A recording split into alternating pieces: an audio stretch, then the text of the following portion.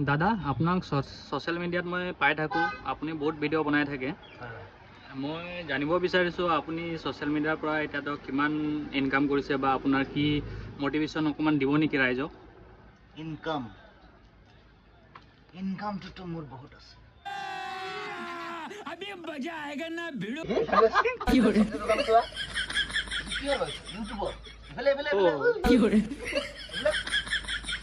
মই ক'ৰ পৰা পাওঁ? মই মানে ফেচবুকৰ পৰা পাওঁ, হোৱাটছএপৰ পৰা পাওঁ, ইনষ্টাগ্ৰামৰ পৰা পাওঁ, ইউটিউব। মই বহুত পইচা মোৰ। হয় নেকি দাদা? সেইটো একটা বিল্ডিং বনাই আছো মই। এইটো বিল্ডিংটো আপুনি বনাই আছে নেকি? মানে মই এনেকা হৈ গৈছে, মই এতিয়া ছ'চিয়েল মিডিয়াত মই যাব নোৱাৰো, মানে পইচা আহি যায়। পইচা মানে মই বহুত ধনী মানুহ। মানে এইটো ঘড়ীটো দেখিছে না? এইটো ৰোলেক্সৰ হয়। দেখিছে দাদা? দেখিছে নহয়? দেখিছোঁ। মই মানে এতিয়া মই ফটো একটা যদি মই এৰি দিওঁ ছ'চিয়েল মিডিয়াত, বহুত পইচা আহি যায়। হয় নেকি দাদা? মানে এটা ফটোত মেক্সিমাম 17-18 হাজাৰ টকা আহি যায়। মানে মাহত মোৰ মেক্সিমাম 50-60 লাখ টকা আহে।